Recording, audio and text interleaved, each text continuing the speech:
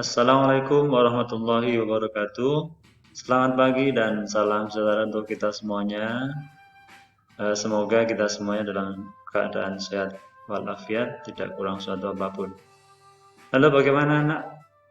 Semuanya dalam keadaan sehat ya, Alhamdulillah. Pada kesempatan hari ini kita bisa bertemu lagi. Setelah sekian lama kita tidak bertemu, walaupun hanya melalui video ya, karena kita sedang berada pada masa uh, belajar dari rumah ya, karena adanya wabah atau pandemi COVID-19 ya.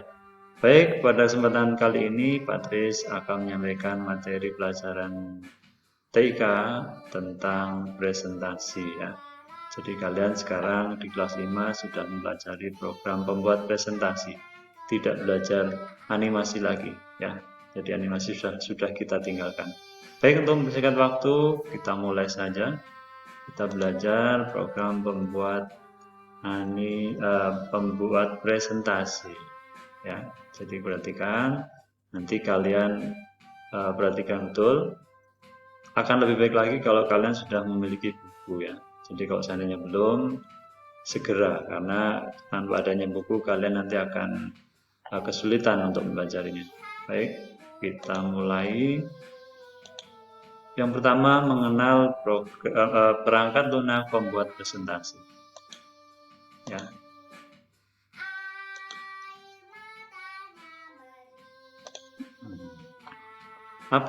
Sebelumnya kita harus tahu dulu pengertian presentasi. Apa itu presentasi? Presentasi adalah kegiatan menyampaikan suatu informasi kepada orang lain. Ya.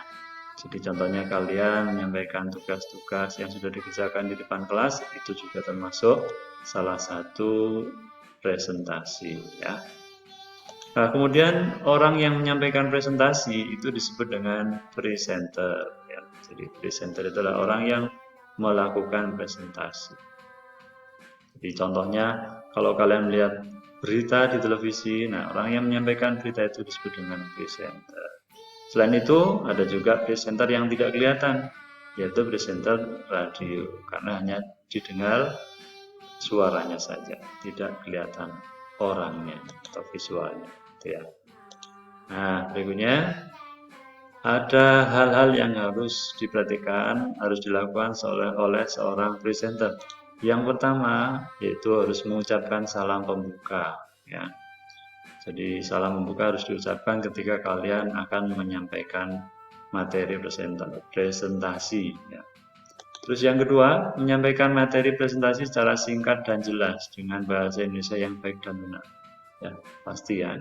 Jadi kalau kalian akan menyampaikan materi presentasi harus benar ya, pakai bahasa yang bisa dimengerti, tentunya bahasa Indonesia yang baik dan benar. Terus yang ketiga, mengucapkan salam penutup. Nah, ini tentunya kalian kalau sudah mengawalinya dengan pembukaan, maka terakhir juga harus ditutup dengan salam penutup. Gitu ya. Baik, untuk berikutnya bagian yang B, mengenal berbagai aplikasi pembuat presentasi. Ya, apa saja ya? Yang pertama adalah OpenOffice ORG Impress. Nah, program ini diciptakan atau dibuat oleh Linux open source ya. Jadi Linux open source itu adalah program aplikasi yang tidak berbayar atau yang free dan open source. Artinya free adalah tidak berbayar ataupun gratis ya. Open source itu artinya bahwa kode programnya itu terbuka sehingga dapat dikembangkan oleh siapapun juga. Nah, itulah program Impress ya. Impress ini bisa dimiliki oleh siapapun juga ya. Nah, berikutnya yang kedua yaitu Microsoft PowerPoint. Nah, Microsoft PowerPoint ini diciptakan oleh Microsoft ya. Jadi pabriknya itu Microsoft, produknya PowerPoint. PowerPoint itu induknya apa? Anak dari Office ya.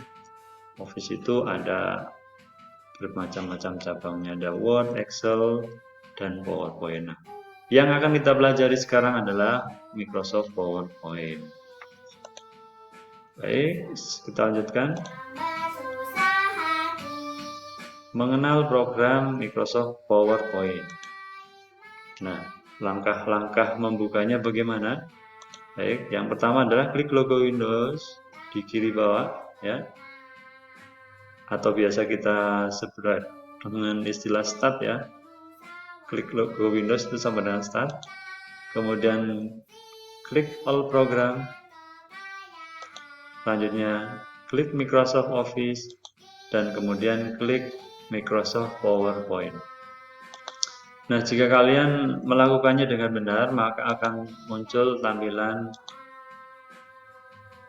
layar Microsoft PowerPoint 2010, ya. Jadi yang kita pelajari adalah Microsoft PowerPoint 2010.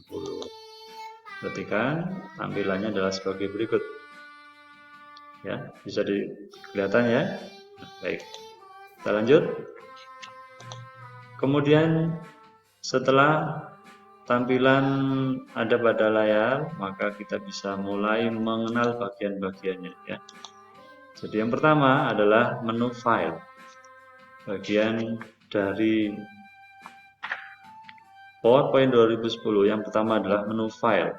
Menu file itu berisi perintah-perintah standar seperti open, kemudian save, print, dan lain-lain. Jadi contohnya kalau kalian akan membuka atau membuat file baru, maka kalian klik file kemudian new, ya. Dan kalau untuk menyimpan, klik file kemudian save, ya. Kemudian untuk membuka file kemudian open dan lain-lain dan seterusnya, ya. Itulah menu file. Berikutnya yang bagian yang kedua adalah title bar. Title itu judul, ya. Jadi fungsinya untuk menampilkan nama program dan nama file yang sedang aktif, ya. Itu adalah title bar. Nah, kemudian yang berikutnya adalah toolbar akses cepat. Toolbar akses cepat berfungsi untuk menambahkan tool-tool yang sering digunakan. Jadi yang sering digunakan itu contohnya adalah menyimpan, membuka, membuat baru, mencetak. Itu adalah yang sering digunakan. Nah, di situ akan ditampilkan dalam bentuk ikon. Ikon itu bentuknya kecil. Ikon itu berupa gambar, ya. Masih ingat kan artinya ikon?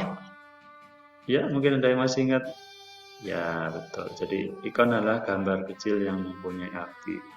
Nah, di sanalah ikon bisa dijumpai pada toolbar akses cepat. Posisinya atau letaknya ada di atas, ya. Kalian bisa sambil memperhatikan buku, ya, buku TIK pada halaman 9 di sana. Baik, kita lanjutkan. Setelah toolbar akses cepat, di sana ada kalian menemukan pelunjur kotak dialog cepat. Pelunjur kotak dialog cepat ini berguna untuk mengakses semua fitur dari pilihan menu yang kita pilih, ya. Nah, di mana letaknya? Kalian bisa lihat bukunya halaman 9. Jadi disitulah letak dari penjelasan pelunjur kotak dialog cepat. Berikutnya adalah slide. Nah, ini slide. Slide itu adalah merupakan area atau tempat yang akan digunakan untuk membuat presentasi. Jadi disitulah inti dari program PowerPoint, bahwa kalian kalau akan membuat presentasi, ya kalian harus berada pada slide terlebih dahulu. Nah, setelah di slide terbuka, kalian sudah mulai bisa membuatnya, ya. Itulah pada bagian slide. Terus yang berikutnya, placeholder. Ya, jadi placeholder ini adalah merupakan tempat untuk mengetikkan teks, ya, serta menyisipkan berbagai objek dan gambar. Jadi ketika kalian akan membuat ataupun mengetikkan teks, ya, kalian harus berada pada placeholder, ya. Kalian bisa melihat buku halaman 9 lagi. Nah, di sana ada keterangan dari placeholder, ya. Berikutnya tampilan slide. Nah, di sini tampilan slide, ya. Tampilan slide ini ada 4 pilihan. Pada program PowerPoint ada 4 pilihan. Yang pertama adalah tampilan normal. Tampilan normal ini berguna untuk mengedit presentasi. Jadi di awal ketika kalian mulai membuat, nah kalian sedang berada pada tampilan normal ya, gitu. Terus yang kedua ada slide sorter ya. Jadi slide sorter ini ya. Nah ini macam tampilan slide. Nah ini tadi satu normal, terus yang kedua slide sorter ya. Slide sorter ini untuk menampilkan semua slide dalam ukuran kecil dan berurutan ya. Jadi slide sorter ini untuk menampilkan semua slide dalam ukuran kecil dan berurutan ya. Itu untuk yang kedua. Terus yang ketiga ada reading view. Jadi reading view untuk menampilkan slide satu persatu dalam ukuran besar ya. Jadi kalian bisa lihat bagian dari tampilan slide, kalian buka bukunya halaman 9 lagi ya. Kalian bisa lihat di sana tempatnya atau tampilan slide ada pada bagian bawah sebelah kanan yang dilingkari warna merah itu ya. Nah, itu kalian bisa mendapatkan tampilan slide.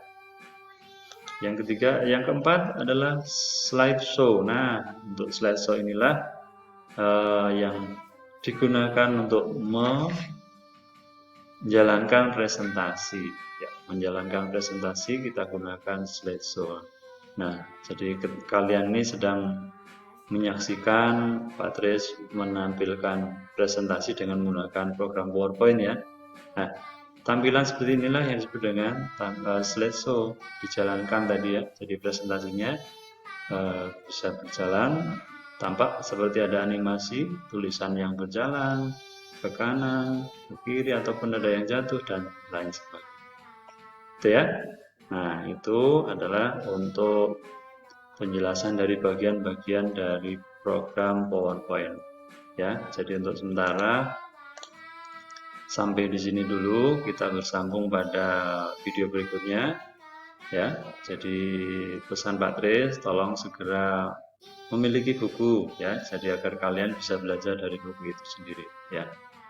Baik, untuk berikutnya setelah kalian mendengarkan penjelasan dari Pak Tris tadi, ada tugas yang harus kalian kerjakan. Nah, di sini ya, nanti kalian bisa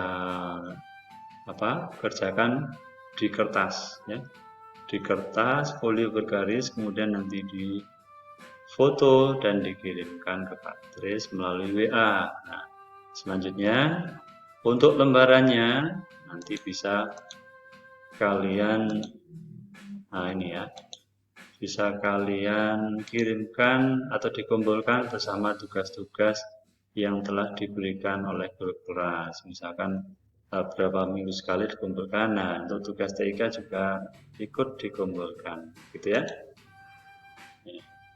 Itu yang bisa Pak Tris sampaikan ya. Semoga kalian bisa mengikutinya walaupun sebentar ya.